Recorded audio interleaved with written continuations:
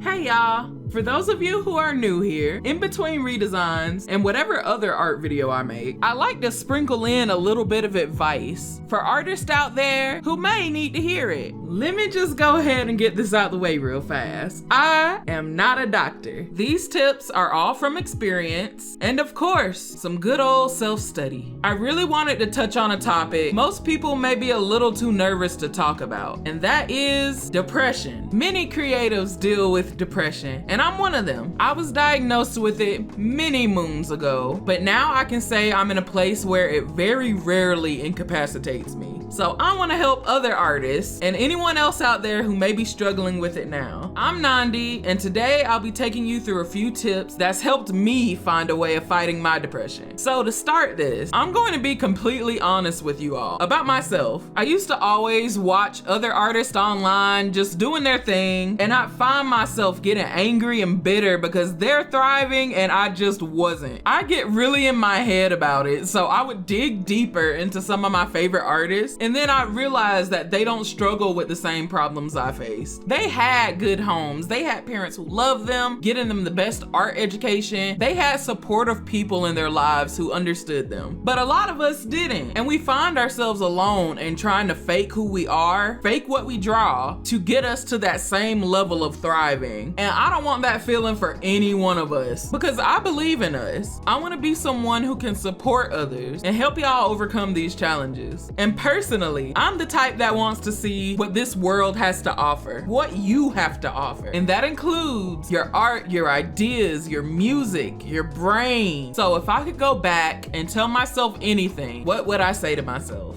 The first step I would want you to make is to make an effort to change your environment. This also includes the people in that environment. Where you're at and the people you're around can change everything. And as an artist, we are sensitive creatures. We absorb the world around us to create our art. So imagine if your world is just filled with negativity all the time. You need to be in a safe space to create. And our goal here is to basically get into the vibe, like your flow mode.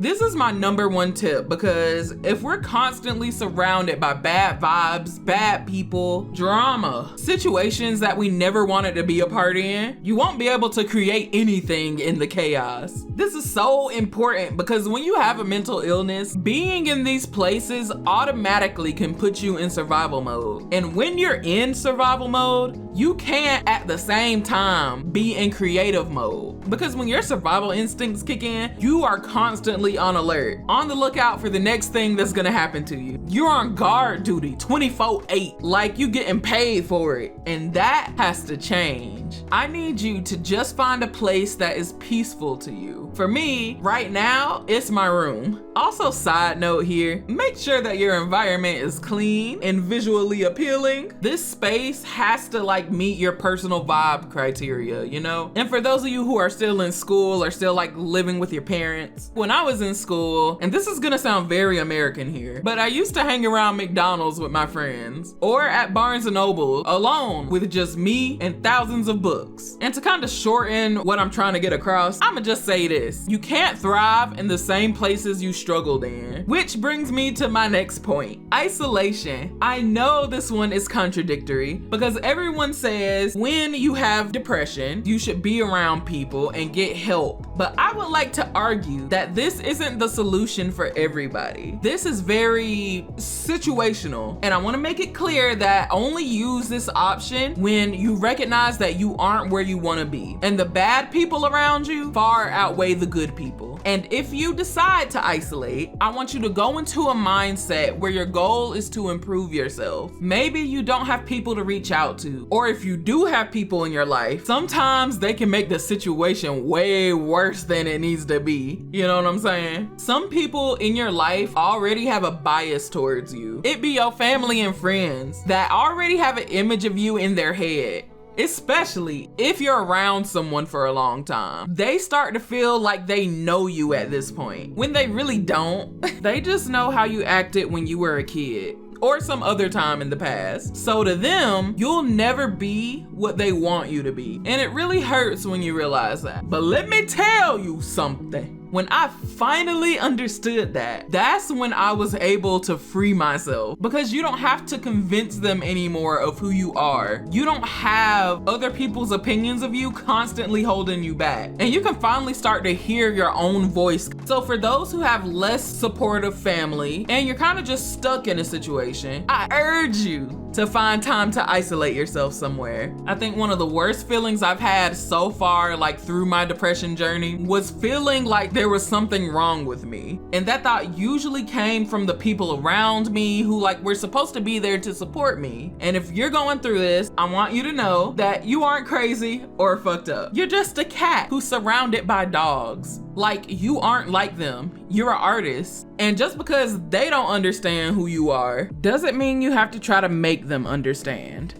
You can't fix the people that broke you. When you're constantly around people telling you that you're this, you're that, your brain starts to accept it as fact. So when the bad environment and the toxic people are gone for a prolonged period of time, you'll start to hear your own voice. And it's a slow process, for sure. I hated it when I first became isolated because I was so used to my bad environment. You live in it for so long, it feels more comfortable to be in the fire than it is to be in the breeze. You know? But after a while, you'll slowly start to get out of bed, slowly start to take care of yourself more. And you start to do things like brushing your teeth, brushing your hair, taking care of yourself.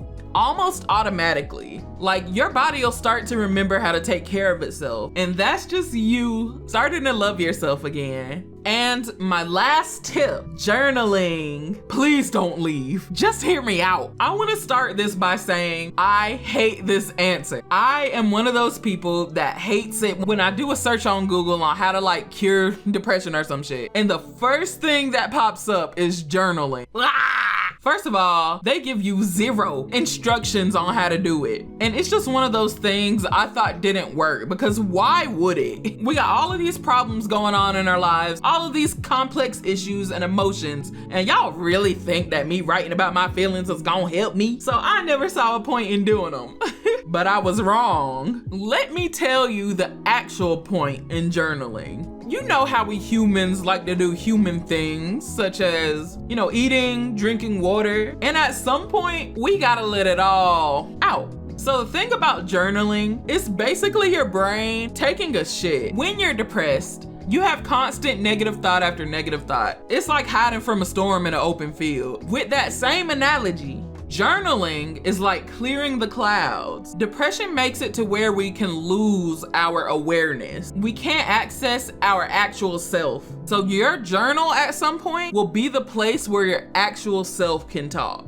I usually journal after having a strong emotion about something, and then everything will just pour out, everything like I've been holding on to. And what you do is you just write down anything, and I'm talking anything. The point is to get your mind emptied out. Think of it like a stream of thoughts going into the pencil. When you've emptied everything on that page, the feeling is out into the real world now. You've recognized it. You become aware of it and what it actually is. Sometimes your mind might even come up with answers to those same problems you were writing about. And this part of us is the part of us that we try to hide. Your emotions, your authenticity was probably deemed unworthy at some point in your life. And as we get older, we learned to suppress those emotions. So when we're angry or sad, we're told to suck it up. So we do, all the way into adulthood, until that energy gets backed up inside you. And they're gonna blow up and out at some point, in the form of something like mental illness, and you guessed it, depression.